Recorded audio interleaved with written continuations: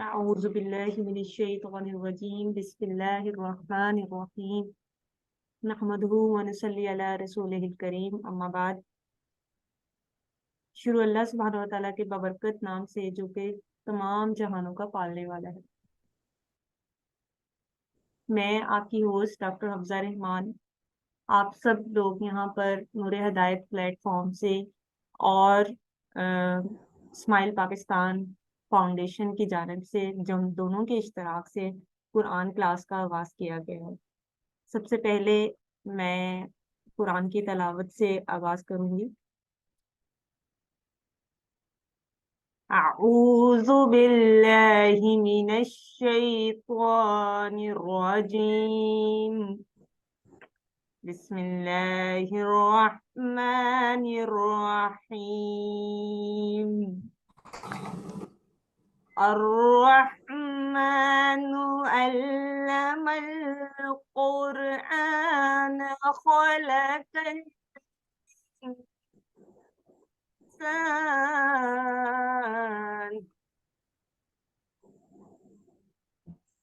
علمه البيان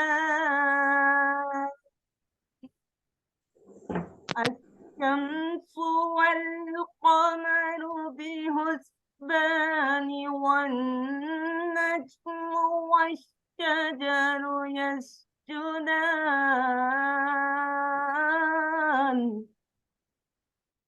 والسماء رفعها ووضع الميزان ألا تطغوا في الميزان۔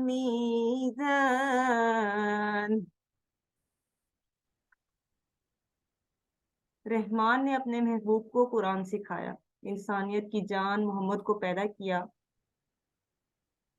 اور اسے بیان کرنا سکھایا۔ سورج اور چاند اپنے حساب سے ہیں اور سبز اور پیڑ سجدہ کرتے ہیں، اور آسمان کو اللہ نے بلند کیا اور ترازو رکھا کہ ترازو میں بے اعتدالی نہ کرو۔ صدق اللہ العظیم۔ ابھی میں اپنی اسپیکر مریم رحمان کو آفیشلی انوائٹ کروں گی اور ان سے درخواست کروں گی کہ وہ آفیشلی قرآن مجید کا ترجمہ اور تفسیر کا آغاز کریں۔ مریم، اوور ٹو یو۔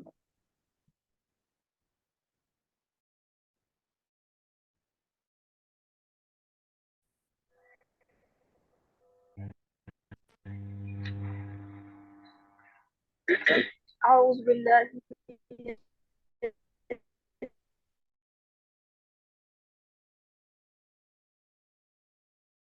من الشيطان على عباده الذين اصطفى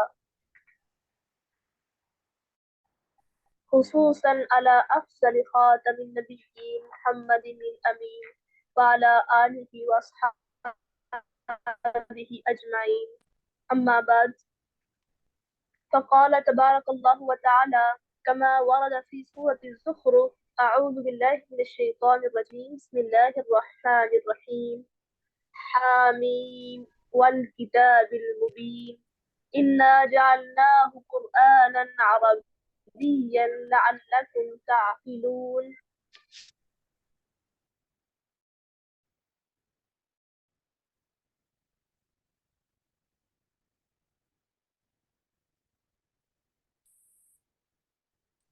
فلا أقسم بمواقع النجوم وإنه لقسم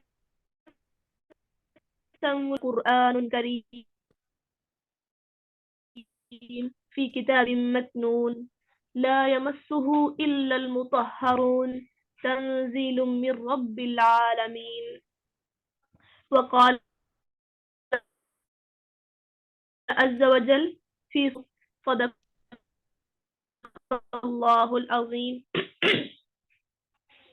رب اشرح لي صدري ويسر لي أمري واحلل عقدة من لساني يفقهوا قولي اللهم ربنا ألهمنا رشدنا وأعذنا من شرور أنفسنا اللهم أرنا الحق حقا وارزقنا اتباعه وأرنا الباطل باطلا وارزقنا اجتنابه۔ اللهم ارحمنا بالقرآن العظيم واجعله لنا إماما ونورا وهدى ورحمة. اللهم ذكرنا منه ما نسينا وعلمنا منه ما جهلنا وارزقنا تلاوته آناء الليل وآناء النهار واجعله لنا حجة يا رب العالمين آمين.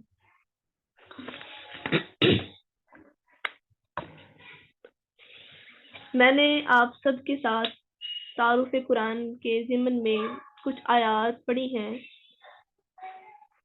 سورۃ زخرف کے اندر اللہ تعالیٰ کہتے ہیں حامیم، حروف مقطعات ہے یہ، والکتاب المبین، کہ یہ بڑی واضح کتاب ہے کہ ہم نے اس کو عربی زبان میں اتارا ہے تاکہ لوگ اس سے عقل حاصل کریں. اسی طرح اللہ تعالیٰ کہتے ہیں قرآن پاک کی فضیلت کے اندر کہ اس کو پاک لوگ ہی چھو سکتے ہیں. اب انشاءاللہ ہم اس کے ضمن میں پڑھیں گے کہ پاک لوگ کون سے ہوتے ہیں. یہ چھوٹا سا تعارف قرآن ہم پڑھیں گے آج.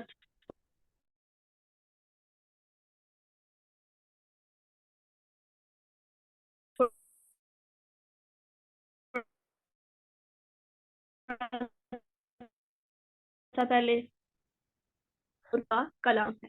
قرآن کی تعریف کیا ہے؟ ہوا کلام اللہ، قرآن اللہ پاک کا کلام ہے. پھر اس کے بعد دوسری بات آتی ہے اللہ کے نبی محمد صلی اللہ علیہ وسلم پر یہ نازل کیا گیا ہے. اور تیسری چیز کہ یہ من و ان اپنی مکمل اصلی حالت میں ہمارے پاس موجود ہے. اب یہ تین اہم باتیں ہیں جن کی وجہ سے ہم قرآن پاک کو پڑھتے ہیں.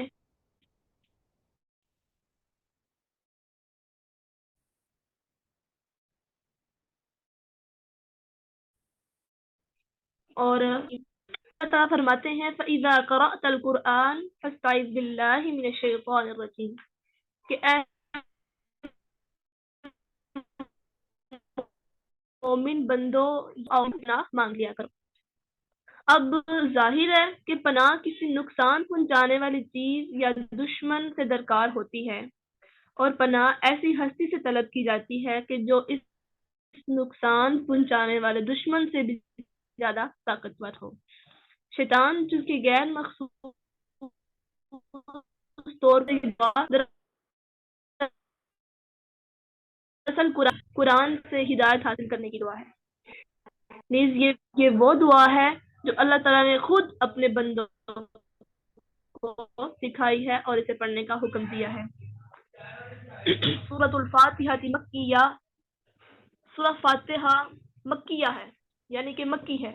اب اس کے بارے میں کچھ غلط فہمی کا شکار ہیں اکثر عموماً لوگ کہ جو مکی صورتیں ہیں وہ مکہ میں نازل ہوئی ہیں اور جو مدنی ہیں وہ مدینہ میں. حالانکہ ایسا نہیں ہے. مکی صورتوں سے مراد وہ صورتیں ہیں جو ہجرت سے پہلے نازل ہوئی، اور مدنی صورتوں سے مراد وہ صورتیں ہیں جو ہجرت کے بعد نازل ہوئی. اب سورۃ الفاتحہ مصحف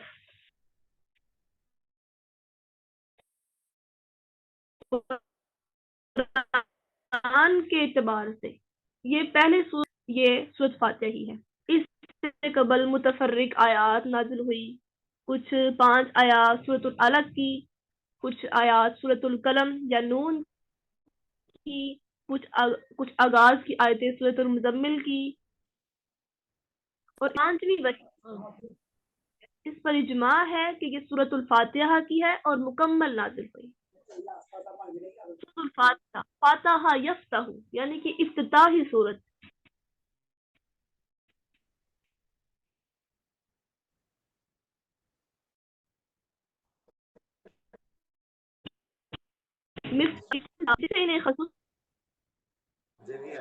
خصوصی محبت ہے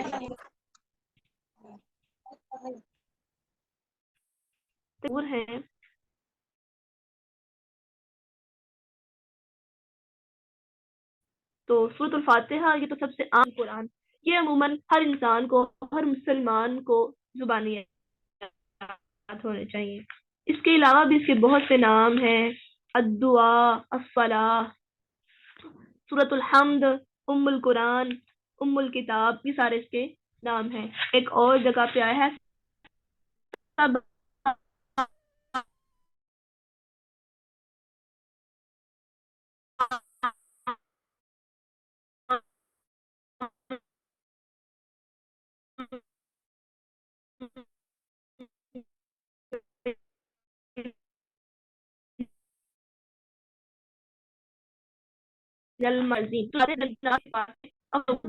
دروازہ ہے جو آج سے پہلے کبھی آپ صلی اللہ علیہ وسلم جب کبھی ان دونوں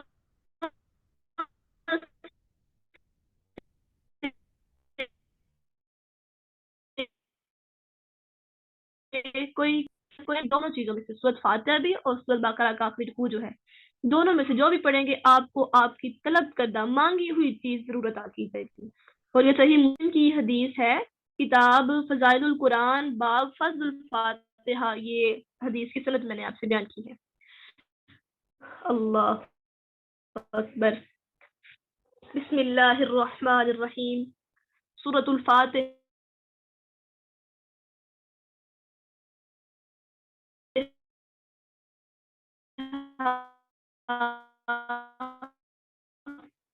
الحمد للہ رب العالمین. الحمد بیان کرتی ہوں. اس سورہ کو قرآن یا اللہ کے نبی نے اس سورہ کو قرآن عظیم، ام الکتاب، ام القرآن کہا ہے، جس کا مفہوم یہی ہے کہ یہ سورہ جو ہے پورے قرآن پاک کا خلاصہ ہے. اور اس پر سرسری سی نظر ڈالنے سے بھی یہ معلوم ہو جاتا ہے کہ اس کا جو تفصیل ہے، جو اس کا جو اجمال ہے، وہ علماء تفسیر نے قرآن پاک کے مضامین کو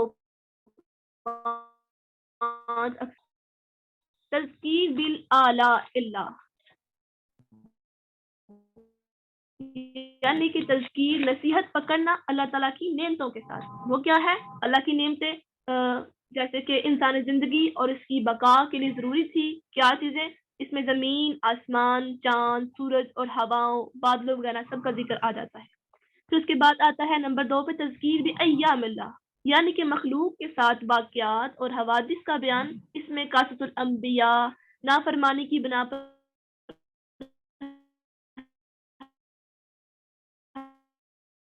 ہلاک شدہ اور بعد کیا ہوگا، یعنی موت کے بعد آخرت کے احوال. اس میں اللہ کے ہاں سوال جواب اور جنت و دوزخ کے سب احوال شامل ہیں. چوتھے نمبر پر آتا ہے علم الاحکام، یعنی احکام شریعت. تذکیر بالاعلیٰ اللہ، تذکیر بایام اللہ اور تذکیر بالموت. ان سب کا مقصد حقیقی یہی ہے کہ ان کے ذکر سے انسان کو برضا و رغبت احکام شریعت کی عمل آوری پر آمادہ کیا جائے. اس کے بعد 5 نمبر آتا ہے علم المخاصمہ، یعنی گمراہ فرقوں کے عقائد باطلہ کا رد کرنا. اب دیکھنا کیا ہے، یہ سورہ کی پہلی 3 آیات میں، یعنی بسم اللہ الرحمن الرحیم سے لے کر دوسری بار الرحمن الرحیم تک اللہ تعالیٰ کی ربوبیت عامہ، عام جو اللہ تعالیٰ کی جو کہہ لیں آپ پرورش کا یا اس چیز کو پایہ تکمیل تک پہنچانے کا اور رحمت کی وسعت کا ذکر کیا گیا ہے. اور تذکیر بالاعلیٰ میں بھی یہی چیزیں آتی ہیں. چوتھی آیات مالک یوم الدین، یہ تذکیر بالموت کے ذیل میں ہے. پھر 5ویں آیت ایاک نعبد و ایاک نستعین، علم الاحکام کا نچوڑ ہے. 6ٹھی آیت اللہ سے دعا اور تعلق باللہ پر مشتمل ہے، اور یہ علم الاحکام ہی کے ذیل میں آتی ہے.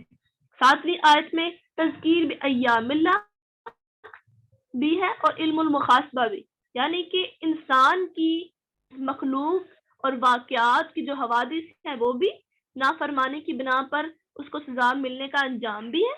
اور اس کے بعد علم مخاصمہ، یعنی کہ جو باطل عقائد ہیں، جو فرقے ہیں جو اللہ کی نافرمانی کرتے ہیں، ان کا بھی ذکر کر دیا گیا ہے. اس لحاظ سے یہ جو سورہ ہے فی الواقع قرآن کی اجمالی فہرست ہے اور اس پورے قرآن کا خلاصہ پیش کرتی ہے. اس کے علاوہ مفسرین کہتے ہیں کہ جس طرح اس کی 7 صورتیں ہیں، قرآن کریم کی بھی 7 منزلیں ہیں. اس کا نام الشفاء، رقیہ بھی ہے، اور بھی اس کے کئی نام ہیں. میں آپ کو ایک واقعہ سناتی ہوں. اس ناموں کی وجہ جو رکھنے کی وجہ ہے کہ سیدنا ابو سعید خدری رضی اللہ عنہ کہتے ہیں کہ آپ صلی اللہ علیہ وسلم کے کئی اصحاب عرب کے ایک قبیلے پر پہنچے. کچھ صحابہ کرام نا عرب کے کسی قبیلے پر گئے تو جنہوں نے نا اس قبیلے کے لوگوں نے صحابہ کرام کی نا ضیافت نہیں کی, یعنی کہ دوپہر کا وقت تھا یا جو بھی, ان کو کھانا نہیں پیش کیا, بھوک لگی ہوئی تھی انہیں. اور اب ایسا ہوا اتفاق سے ان کے سردار کو نا کسی بچھو نے کاٹ لیا. اب وہ نئے لوگ تھے تو ان کو لگا کہ ایمان کی نا ایک بڑی طاقت ہوتی ہے, روب ہوتا ہے ایمان کا. آپ کہیں بھی جائیں, اگر آپ مسلمان اور عیسائیت میں کسی بھی جگہ پہ آپ فرق کرنا چاہیں تو آپ ڈائریکٹ کر سکتے ہیں, کیونکہ جو مسلمانوں کا اس طرح کالا بھی ہو, سانولا بھی ہو, کسی طرح کا بھی ڈل کلر ہو, لیکن ایمان اس کے چہرے سے مسلمانیت نظر ضرور آ جائے گی کہ یہ مسلمان ہے, پتہ لگ جائے گا کہ مسلمان ہے. تو اب صحابہ کرام کو انہوں نے ایک بڑی عظمت والا, شان والا سمجھ کر ان کے پاس آئے کہ ہم تم میں سے کسی کے پاس بچھو کے کاٹنے کا کوئی دوا یا منتر ہے تو اگر ہے تو ہمارے ساتھ چلو. اب صحابہ نے کہا ہاں ہے تو صحیح, لیکن تم نے ہماری ضیافت نہیں کی, اس لیے اب ہم اس کا معاوضہ لیں گے, کیونکہ وہ خود بھی بھوکے تھے. تو پھر انہوں نے چند بکریاں, ایک روایت میں کے مطابق کہ 30 بکریاں لی انہوں نے صحابہ کرام نے. تو جو صحابی ہیں نا وہ خود بیان کرتے ہیں کہ حضرت ابو نے خود سورۃ فاتحہ پڑھنا شروع کی اور سورۃ فاتحہ پڑھ کر پھونک مار کر اس کو دم کیا اور وہ سردار چند دنوں میں اچھا ہو گیا. یعنی کہ اتنا وہ بچو جو ہے اس کا اتنا اثر ہوتا ہے اس کی کاٹنے کا. تو اللہ کے نبی کی اس جو نور ان کو عطا کیا گیا, اس نور کے ساتھ اس شخص کو شفا عطا کر دی گئی. اب اس میں آتا ہے, اب ہم سورت کو انشاءاللہ شروع کرتے ہیں, لیکن اس سے پہلے میں آپ کو ایک بات بتاتی چلوں. کچھ لوگ, کچھ مفسرین, کچھ لوگوں کا خیال ہے کہ جو سورت کے جو بسم اللہ سورت کے ساتھ ہے, یعنی کہ بسم اللہ کو ملا کر 7 صورتیں بنتی ہیں, اور حالانکہ بالاتفاق اور بالاجماع پوری امت کا اس پر اتفاق ہے کہ اس سورت کی 7 ہی آیات ہیں. اب امام شافعی اور بصرہ کے کچھ قراء کرام ہیں, ان کی رائے یہ ہے کہ بسم اللہ بھی اس سورت کا جز ہے, اور وہ کہتے ہیں کہ اس سورت کو, اس آیت کو یعنی کہ بسم اللہ کو ساتھ ملا کر کتنی 7 صورتیں بنتی ہیں. اس کے علاوہ امام ابو حنیفہ اور کوفہ کے قراء کرام کی رائے یہ ہے کہ آیت بسم اللہ نہ سورت فاتحہ کا جز ہے اور نہ ہی کسی اور سورت کا, سوائے سورت النمل کے جہاں پر آتا ہے کہ انہو من سلیمان و انہو بسم اللہ الرحمن الرحیم. باقی کسی جگہ یہ آیت کا جز نہیں ہے. تو یہ ان کی بات الگ ہے یہ, اور بسم اللہ جو ہے یہ ایک علامت کے طور پر استعمال ہوتی ہے نئی سورت کے لیے, بس اس کا یہی مقام ہے. بسم اللہ الرحمن الرحیم. الحمد للہ رب العالمین. الحمد تمام تعریفیں, ساری کی ساری تعریفیں, ہر طرح کی تعریفیں, للہ اللہ تعالیٰ کے لیے ہے, رب العالمین جو تمام جہانوں کا رب ہے, پروردگار ہے, پالنے والا ہے. اب الحمد, حمد کے اندر نا 2 معنی استعمال ہوتے ہیں. حمد کا معنی تعریف کا بھی ہو سکتا ہے اور شکر کا بھی. حمد اور شکر کا جو لغوی فرق وہ یہ ہے کہ حمد عام ہے اور شکر خاص ہے. اب اگر ہمیں کسی کا کھانا اچھا لگتا ہے, عربی حمد جو ہے یہ عربی کا لفظ ہے, حمد. اگر ہمیں کسی کا کھانا پکانا اچھا لگتا ہے تو ہم اس کی تعریف کرتے ہیں, آپ نے کھانا بہت اچھا پکایا, تو یہ کیا ہے, عام تعریف ہے. اگر کسی نے کوئی اچھا ڈریس پہنا ہے تو ہم اس کی پوری تعریف کرتے ہیں کہ آپ نے بہت اچھا ڈریس پہنا ہے, یا کوئی بھی اچھا کام ہے. تو حمد جو ہے یہ عام ہوتی ہے, لیکن شکر جو ہے یہ صرف اس کا ادا کیا جاتا ہے جس کا تعلق ان قابل تعریف کارناموں سے ہو, جیسے کہ اللہ تعالیٰ نے زمین و آسمان کو بنایا, شمس و قمر, ستاروں کی حرکت, گرد تمام کائنات کے اس مربوط و منظم نظام کو بنایا کہ جسے دیکھ کر عقل دنگ رہ جاتی ہے کہ یہ واقعی ہی اس دنیا میں موجود ہے. اللہ اکبر. اور دوسری بات اس میں آتی ہے الحمد, جس جگہ پر قرآن کا قاعدہ ہے نحو صرف گرامر کے لحاظ سے کہ الحمد الف لام, جس چیز کے ساتھ, جس لفظ کے ساتھ لفظ اس لفظ کو خاص بنا دیا جاتا ہے. تو الحمد میں تمام تعریفیں، یعنی کہ حمد بھی اللہ کی، شکر بھی اللہ کا. کون کیوں کر رہے ہیں ہم اس کا؟ کیونکہ وہ اس لائق ہے، کیونکہ اس نے پورے جہان کو پیدا کیا ہے. اب رب، اس میں دوسری بات آتی ہے رب العالمین. رب کیا چیز ہے؟ رب کہتے ہیں دراصل وہ ایسی ذات کہ انسان کو انتہا سے اٹھا کر پایہ تکمیل تک پہنچائے عقل کی لحاظ سے. اور ہم کیسے ہیں؟ ہم جب ماں کے رحم میں ہوتے ہیں ہم عقل سے ناقص ہوتے ہیں، ہمیں کچھ پتہ نہیں ہوتا کہ ہمارے ساتھ کیا ہو رہا ہے. ہم دنیا میں آتے ہیں، پھر اللہ تعالیٰ ماں کے ذریعے، رشتہ داروں کے ذریعے ہماری پرورش کرتے ہیں، ہماری عقل کو تھوڑا سا سمیٹتے ہوئے اس کو بڑا کرتے ہیں. پھر یہ درجہ بدرجہ ہماری عقل بڑھتی ہے اور ہم بلوغت تک پہنچ جاتے ہیں. اس کے بعد ہمیں اختیار دے دیا جاتا ہے. سورۃ الدہر میں 29ویں پارے میں اللہ تعالیٰ کہتے ہیں انا ہدیناہ السبیل اما شاکرا و اما کفورا. اے انسان، ہم نے تمہیں دو راستے دے دیے ہیں، اب اختیار تم نے کون سا کرنا ہے وہ تمہاری مرضی ہے. شکر کا کرو تب بھی تمہاری مرضی، اور اگر تم نہ شکر اختیار کرو اس کے سزا بھی تم خود بھگتو گے.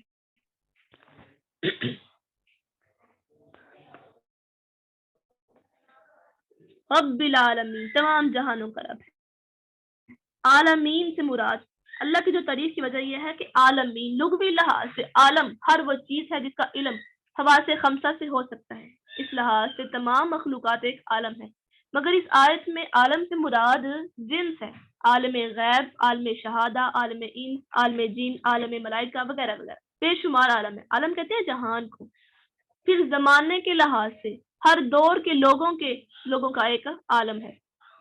دور بدلنے پر عالم بھی بدل جاتا ہے. اسی طرح عالم سینکڑوں ہزاروں اقسام بن جاتی ہیں، اور پھر ان تمام عالموں کی تربیت اور پرورش کرنے والی جو ذات ہے وہ اللہ تعالیٰ ہی کی ذات ہے.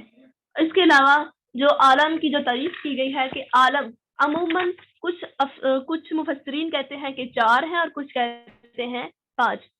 جو 4 کہتے ہیں وہ کہتے ہیں عالم ارواح، روحوں کا جہان، عالم دنیا، دنیا کا جہان، عالم برزخ یعنی قبر کا جہان، موت کے بعد کا جہان، اور عالم حشر، قیامت کے دن کو اٹھائے جانے کا جہان. اس کے علاوہ کچھ مفسرین نے ایک اور عالم کا بھی ذکر کیا ہے، وہ کہتے ہیں عالم بطن. عالم ارواح اور عالم دنیا کے درمیان ایک ایسا عالم ہے بطن کا، پیٹ کا، جو بچے اور ماں کے ساتھ جڑا ہوتا ہے، وہ عالم بطن ہے. یعنی کہ وہاں پر بھی بچہ اپنی زندگی کے، اپنی تخلیق کے کچھ اوقات کو گزارتا ہے. تو یہ بھی ایک عالم ہے. الرحمن الرحیم، آگے اللہ تعالیٰ کہتے ہیں الرحمن جو بڑا مہربان ہے، رحیم وہ بڑا ہی رحم کرنے والا ہے. اب اس رحمان اور رحیم میں بڑی گہری بات ہے کہ وہ رحمان مہربان تو ہے، لیکن اس کی مہربانی کس حد تک ہے؟ اللہ تعالیٰ کی رحمت کے 100 حصے ہیں، جن میں سے اللہ تعالیٰ نے دنیا پر صرف ایک حصہ اتارا ہے، اور جس کی وجہ سے تمام مخلوقات اب ایک دوسرے پر رحم کرتے ہیں، انسانیت کے لحاظ سے، ہمدردی کے لحاظ سے، یا کسی بھی لحاظ سے. اور رحمان کی جو تعریف ہے وہ یہ ہے اللہ تعالیٰ ہر شخص پر، کافر پر بھی، مشرک پر، مجوس پر، یہود پر، مسلمان پر، عیسائیت پر، ہر چیز پر، یعنی کہ ہر مخلوق پر اللہ تعالیٰ رحم کرنے والے ہیں، ان پر مہربان ہے. کبھی اللہ تعالیٰ نے کسی کو بھوکا نہیں سلایا. ہاں، اگر کوئی ضد میں، اکڑ میں آ کے انا رکھ کے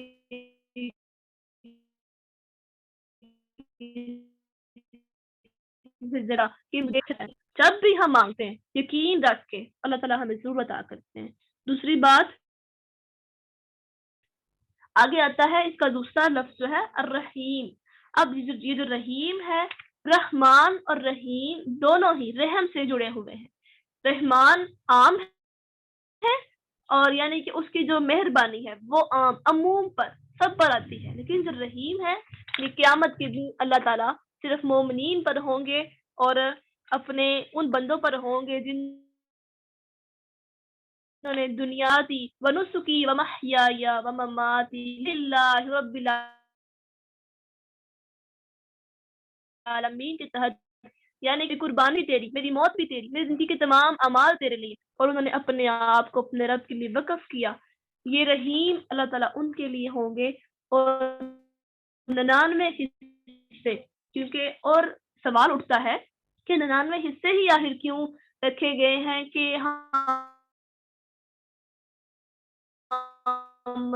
جو ہے کی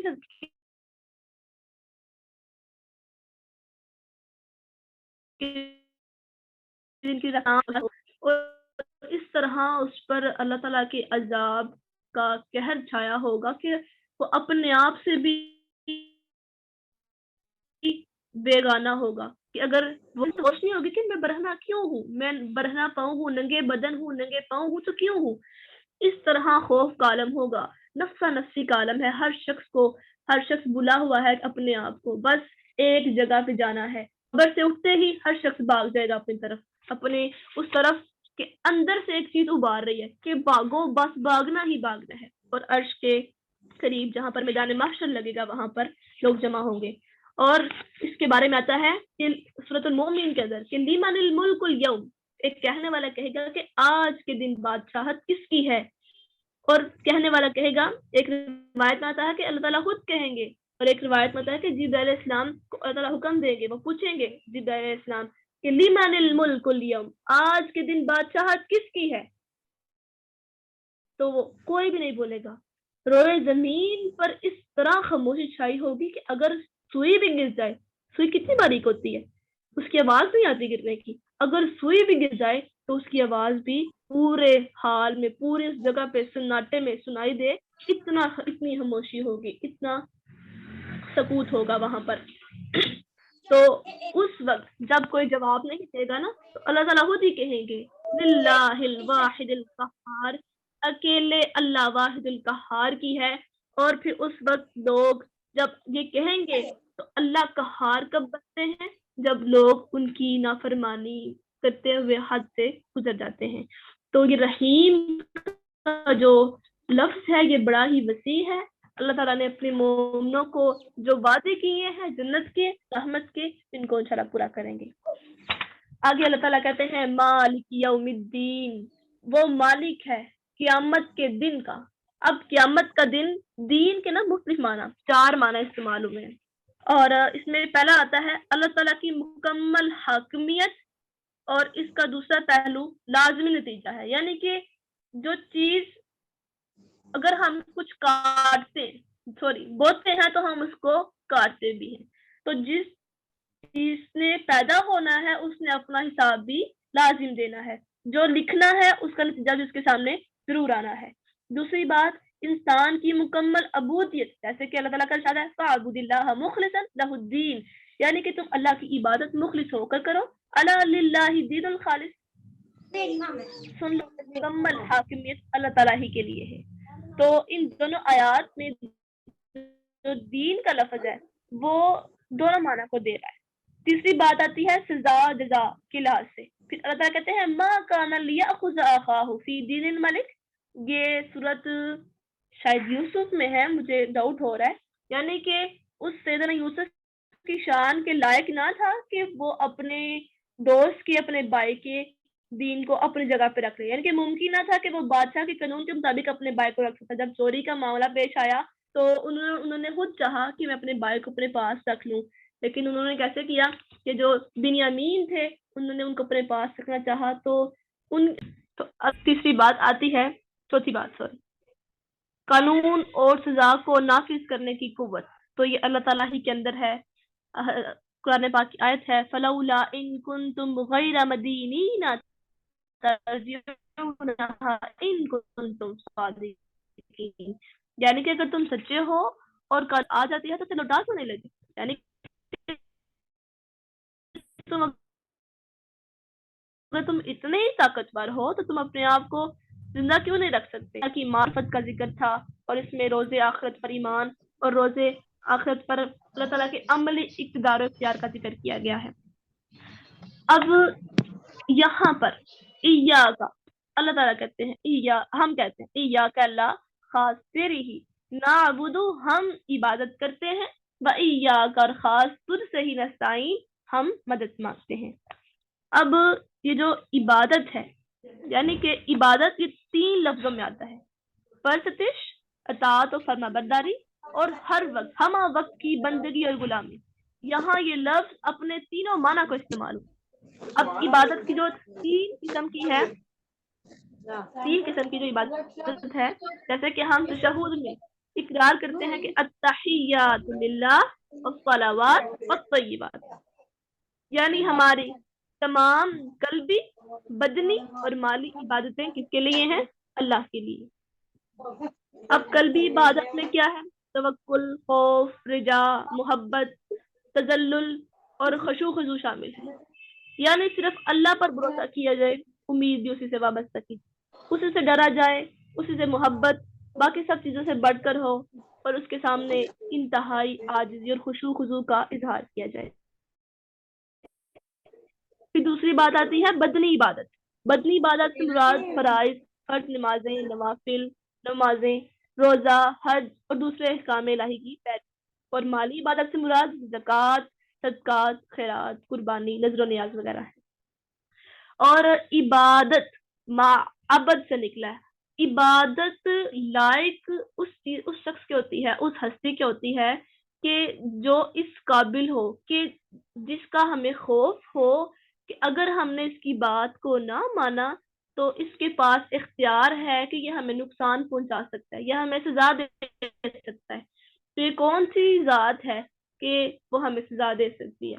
اگر بالفرض ہم دیکھیں نا، ہم انسان کسی کی عبادت کریں تو ہم نہیں کر سکتے، ہم ظاہراً منہ سے کہہ لیں گے، کبھی کبھی ہم دماغ کو بھی وہ کر لیں گے، راضی کر لیں گے اپنے دل کو، لیکن وہ وقتی ہوگا، لیکن ہم کسی بھی انسان کی کسی طرح بھی عبادت نہیں کر سکتے۔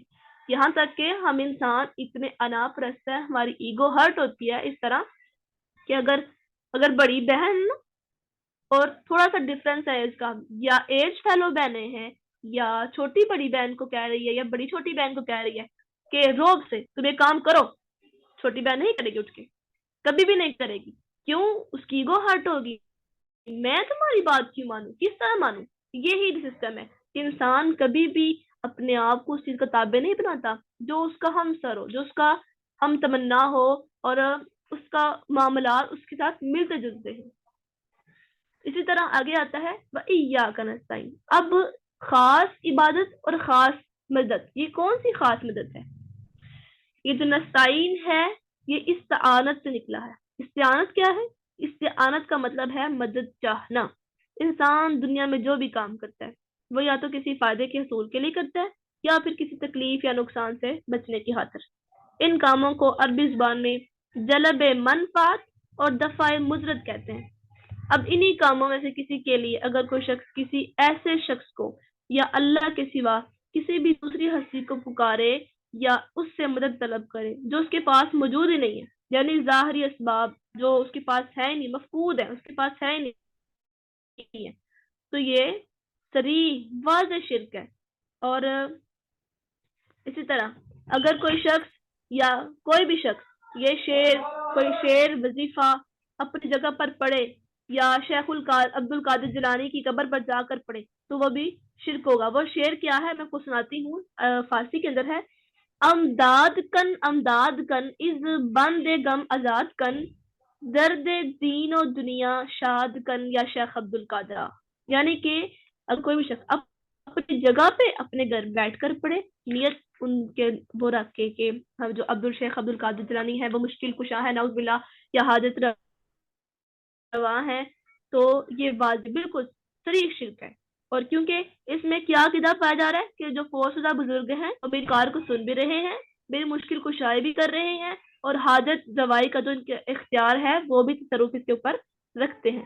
تو اس سے مراد کیا ہے کہ دعا یا پکار جو بھی کرنا ہے وہ اللہ تعالیٰ سے ہی کرنا ہے، اور یہ عبادت کا حصہ ہے۔ حدیث میں آتا ہے، حدیث صحیحہ کے الفاظ ہیں الدعاء هو العبادہ، جو دعا ہے وہی اصل عبادت ہے۔ اور دوسری حدیث میں آتا ہے کہ الدعاء مخ العبادہ، دعا عبادت کا مغز ہے۔ اور جب ہم اور یہ جو پوری صورت ہے ایک دعا ہے، یعنی کہ ہم اللہ تعالیٰ سے پہلے اس کی حمد کرتے ہیں، پھر اس کو بتاتے ہیں اللہ تعالیٰ تیرے اندر یہ خوبیاں ہیں، پھر ہم بتاتے ہیں یہ تیری خاصیت ہے، یہ تیری صفات ہے، پھر ہم اپنی عاجزی کی طرف آتے ہیں. ہم کہتے ہیں اللہ تو خالق ہے, تو کائنات کا مالک ہے, ہم تیرے بندے ہیں, تیرے جیسا کون ہے اللہ, ہم تیری ہی عبادت کرتے ہیں, تجھ سے مدد مانگتے ہیں. پھر ہم کیا کرتے ہیں, ہم ایک کرتے ہیں جو بڑی پیاری ہے, ہم کہتے ہیں اہدینا الصراط المستقیم, اللہ ہمیں سیدھا راستہ دکھا. وہ سیدھی راہ کون سی ہے؟ حدیث میں آتا ہے کہ ایک دفعہ اللہ کے نبی جب پڑھا رہے تھے تو اللہ کے نبی نے صحابہ کرام سے پوچھا کہ سیدھی راہ صراط مستقیم کون سی ہے؟ تو انہوں نے کہا نہیں ہم نہیں جانتے, اللہ اس کے رسول جانتے ہیں. اللہ کے نبی نے نا ایک لکڑی چھوٹی سی ٹہنی پکڑی, بالکل مٹی ہوتی تھی, مٹی پہ نا زمین پہ بالکل سیدھی ایک لائن کھینچی, اور پھر اس کے پوچھا یہ کیا ہے؟ انہوں نے کہا ہم نہیں جانتے, اللہ اور اس کے رسول جانتے ہیں. صحابہ کرام نے کہا. پھر اس کے بعد اس کے ارد گرد دائیں بائیں ٹیڑھی ترچھی لائنیں کھینچی. پھر پوچھا یہ کیا ہے؟ صحابہ نے پھر کہا اللہ اور اس کے رسول جانتے ہیں. اللہ کے نبی نے کہا جو سیدھی لائن ہے نا یہ صراط مستقیم. اس کے علاوہ جو ٹیڑھی ترچھی لائنیں ہیں سارے شیطان کی راہیں ہیں. وہ آئے گا, اوپر سے بھی آئے گا, نیچے سے بھی, دائیں بائیں ہر طرف سے آئے گا, جہاں تک کہ سورہ بنی اسرائیل میں اس نے کہا تھا اللہ لَأَحْتَنِكَنَّ ذُرِّيَّتَهُ, یعنی کہ میں اس آدم کی اولاد کو ضرور بھٹکاؤں گا, ضرور جہنم کی طرف دھکیلوں گا, اس کو میں بہکا دوں گا. تو یہ اس نے وعدہ کیا ہے اور وہ آتا ہے, وہ اب بھی آئے گا. ابھی جب آپ کورس پڑھ رہے ہیں انشاءاللہ مجھے امید ہے کہ آپ لوگوں کو اللہ تعالیٰ ضرور توفیق دیں گے کہ آپ اس پر اٹل رہیں. عزم کا اختیار جو اللہ تعالیٰ نے دیا ہے آپ اس پر پختگی اختیار کریں. لیکن شیطان پھر بھی آپ کو ضرور بہکائے گا کہ نہیں تمہارے پاس ٹائم نہیں ہے, تم تھکی ہوئی ہو, یہ نہ کرو, بعد میں پڑھ لینا. پھر اب جب بعد کی بات آئے گی, اب میں تھکی ہوئی ہوں, میں کل سن لوں گی, آج کی بات کل پہ اور کل کی. پھر دوسری بات موبائل کی جو میموری ہے وہ فل ہو جاتی ہے. یہ یعنی کہ 100 بہانے آپ کو دے گا.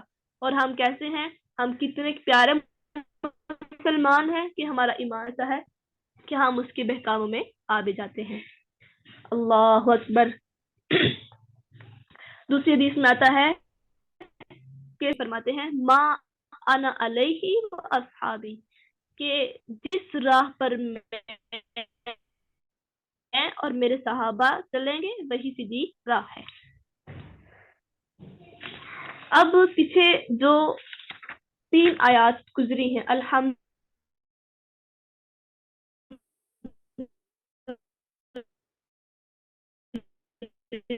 للہ رب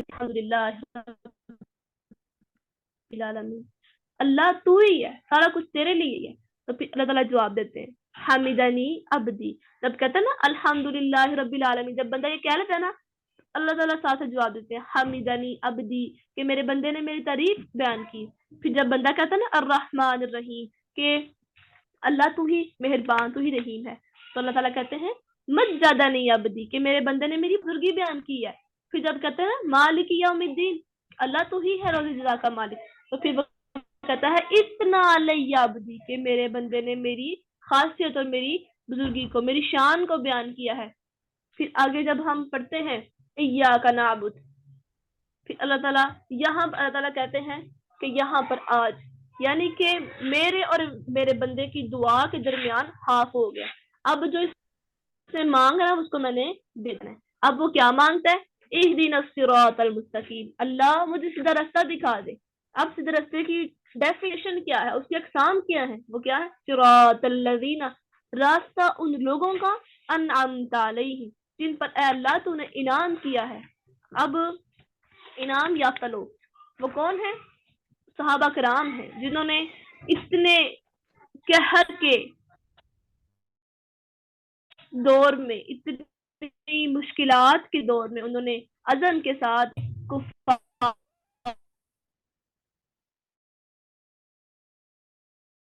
کہا, کولوں پر لٹایا گیا لیکن وہ ثابت قدم رہے. ان کو تکالیف دی گئی کہ کبھی کبھی آر سے چیرا گیا لیکن وہ ثابت قدم رہے. ان کی آنکھوں پر لوہے کی سرائیاں گرم کر کے لگائی گئی لیکن انہوں نے ایک اف کا لفظ بھی نہیں کہا, بلکہ عہد کی جو کول ہے وہ دہراتے رہے. تو یہ انعام تھا. اللہ تعالیٰ سے ہم دعا کر رہے ہیں, اللہ ہمیں جب تم نے راستہ دکھانا ہے تو ان لوگوں کا دکھانا جن پر تم نے انعام کیا. اب آگے ہم ایک اور بات کرتے ہیں, ساتھ ہی قرآن پاک کا نا ایک اصول ہے, یہ بھی سے آپ یاد رکھ لیں. اگر کہیں بات انعام یافتہ کی آئے گی تو ساتھ ہی مغضوب علیہم کی بھی بات ساتھ آئے گی، گمراہوں کی بھی ساتھ ہی آئے گی. اور اگر گمراہوں کی پہلے بات ہے تو مومنین کی بات فوراً ہی بات میں آ جائے گی. اور دوسری جگہ اگر اچھے لوگوں کا ذکر ہے تو برے لوگوں کا بھی، اور اگر برے لوگوں کا ذکر ہے تو ساتھ ہی اچھے لوگوں کا. اگر جنت کی بات ہے تو جہنم کی بھی، اور اگر جہنم کی بات پہلے تو جہنم کی ساتھ، تاکہ مومن امید و خوف کے اندر رہے، توکل اور صبر کے اندر رہے کہ اگر اللہ نے تکلیف دی ہے تو اس کا اجر بھی دیا ہے، اگر اچھائی دی ہے، خوشیاں دی ہیں اور نیکی دی ہے تو اس پر آزمائش بھی دی ہے. اگر ہم رہنمائی کی قدر نہیں کریں گے تو اس کا نقصان بھی ہمیں بھگتنا پڑ جائے گا. پھر جب ہم یہ دعا مانگتے ہیں کہ انعام والے لوگوں میں سے دوسرے جو ہے کہ قرآن کی وضاحت یعنی کہ آتا ہے کہ انبیاء، صدیقین، شہداء اور صالحین آتے ہیں اور یہ انعام یافتہ لوگ ہیں، یعنی کہ جن کو دنیا کی مال و دولت، جاہ و حشمت، یہ فراوانیاں، یہ ان کے لیے کوئی معنی نہیں رکھتی. وہ اپنے رب کے لیے جیتے ہیں اور اسی کے لیے مر جاتے ہیں. تو آگے آتے ہیں مومن جب یہ دعا مانگتے ہیں اس کے بعد فوراً نہیں کہتا اللہ مجھے تو انعام یافتہ لوگوں کا راستہ تو دکھا دیا ہے، اب تو نے مجھے کن کا راستہ نہیں دکھانا، غیر المغضوب علیہم، ان کا نہ دکھانا کہ جن پر تیرا غضب ہوا، ولا الضالین، اور نہ ہی گمراہوں کا جو راہ راست سے بٹکے ہوئے ہیں نہ ان کا دکھانا، اور جن پر تیرا غضب ہو گیا ان کا بھی نہ دکھانا. اب مغضوب علیہم سے مراد حدیث میں کہا کہ وہ یہود ہیں، اور ولا الضالین جو گمراہ ہیں وہ ہیں عیسائی. اب ان کو مغضوب کیوں کہا گیا؟ کیونکہ ان پر اللہ تعالیٰ غصہ کیوں نازل ہوا، ان پر اللہ کی پھٹکار کیوں پڑی؟ اس لیے کہ یہود جو ہے گناہوں کے معاملے میں بڑے دلیر ہوا کرتے تھے، ڈٹ کے گناہ کیا کرتے تھے ضد سے کہ ہاں کیا تو میں نے کیا، تم کیا کر لو گے. اللہ کو بھی کبھی کبھی چیلنج کیا کرتے تھے، واضح صریحتاً اپنے انبیاء کو سامنے ڈٹ کر کھڑے ہو کر کہتے تھے ہاں لے کر آؤ عذاب، تم کون سا عذاب لے کر آؤ گے. یعنی کہ اتنی یہ نڈر قوم تھی کہ ان کو اپنے رب کا بھی ذرا بھی خوف نہیں آیا کرتا تھا. اور اس کے بعد دوسری بات ان پہ غضب کرنے کی یہ ہوئی کہ ان کو اللہ تعالیٰ نے جہان والوں پر فضیلت دی تھی، ان پر انعامات کیے، من سلوا اتارا، ان کو اس سے نجات دی فرعون سے. اس کے علاوہ داؤد علیہ السلام کے دور میں ان کو مختلف سیکھوں سے نجات دی، یعنی کہ ان کے ہر معاملے کو اللہ تعالیٰ نے برتر رکھا، ان کو فضیلت دی، ان کو درجہ بدرجہ بلند کیا. لیکن انہوں نے پھر کیا کیا؟ اللہ کے نبیوں کو زندہ قتل کیا، ان کو درگور کیا، ان کو مارا، ان کی نافرمانیاں کی، اور پھر اللہ تعالیٰ کے احکامات کی بھی نافرمانی کی. تو پھر جو چیز اپنی حد تجاوز کر جائے، ہر کسی بھی چیز کی ایکسیس جو ہے وہ نقصان دہ ہوتی ہے.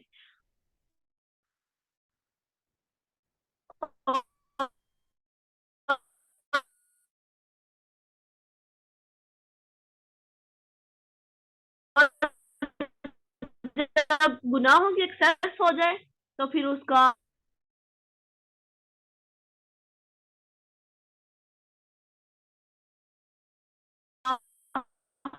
جو حملہ کروایا تھا فلسطین کے مسجد اقصیٰ کے اندر تھی، وہ عورت ہے، اس کا نام اسکپ ہو گیا فی الحال میرے ذہن سے. وہ عورت پوری رات اپنے گھر اپنے کمرے میں چکر لگاتی رہی ہے کہ ابھی مسلمان اٹھے ہیں، ابھی ہنگامہ اٹھنے لگا، ابھی میری خیر نہیں، ابھی میرے ملک کی خیر نہیں. لیکن مسلمان سوئے ہوئے ہیں، مسلمان بھی اپنی حالتوں سے بغیر ہیں، انہیں پتہ نہیں کہ ہم کون ہیں، ہماری طاقت کیا ہے، ہماری ایمانی قوت کیا ہے. اور یہ مسلمانوں سے آج بھی ڈرتے ہیں، اور اسی ڈر کی وجہ سے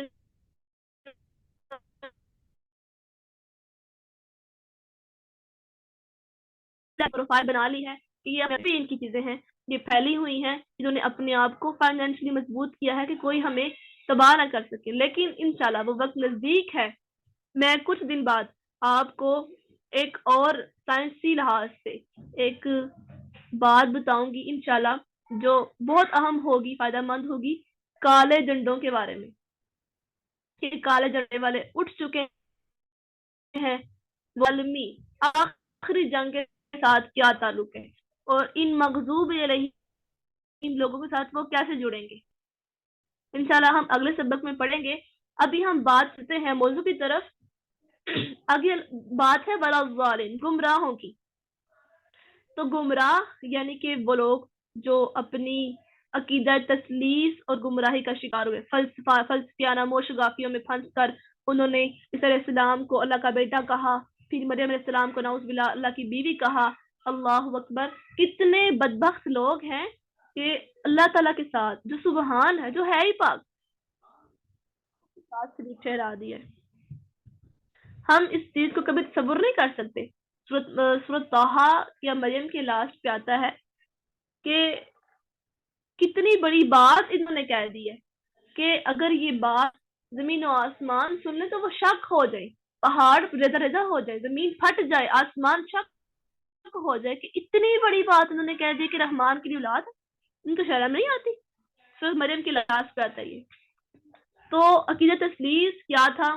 یہ کہتے تھے، اب اس میں بھی تین باتیں ہیں، وہ کہا کرتے تھے جو یہ عیسائی ہیں وہ ابھی بھی کہتے ہیں کہ عیسیٰ علیہ السلام اور مریم علیہ السلام اور اللہ یہ تینوں مل کر ایک خدا بنتے ہیں، نعوذ باللہ۔ پھر دوسری بات جو دوسرا قول آتا ہے ان کا، وہ کہتے ہیں جبرائیل، مریم، عیسیٰ یہ تینوں مل کر ایک خدا بنتے ہیں۔ پھر تیسری بات آتی ہے کہ عیسیٰ، اللہ جو ہے وہ عیسیٰ کے روپ میں بھی وہ عیسیٰ کے روپ میں خدا ہے، پھر مردوں کے احکام ٹھیک کرنے کے لیے۔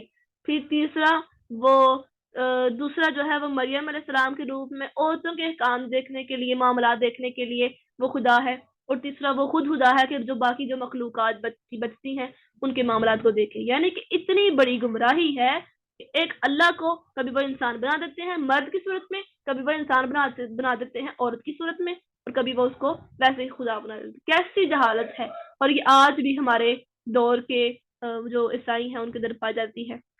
حالانکہ میرا اس فیلڈ سے تعلق ہے کہ میں بائبل کو، یعنی کہ اکثر ملحد، مرتد یا اس طرح کے لوگوں سے واسطہ پڑتا ہے میرا، تو بائبل کو میں ریڈ کر چکی ہوں الحمدللہ، اور کرتی بھی ہوں، یعنی کہ اکثر ضرورت پڑتی ہے اس کو ریڈ کرنے کی۔ تو بائبل کے اندر کہیں پر بھی یہ نہیں لکھا ہوا کہ وہ عیسیٰ علیہ السلام نے کہا ہو کہ تم مجھے چھوڑ کر تم اللہ کو چھوڑ کر میری عبادت کرو اور میرے پیدا کرنے والے خدا کو مان، کہ خدا ہی سب کا ہے بائبل کے اندر۔ لیکن جو پادری ہیں، جو فادر جو کہلاتے ہیں چرچ کے اندر، انہوں نے اس ایسا چینج کر دیا ہوا ہے۔ اللہ اکبر، اللہم لا تجعلنا منہم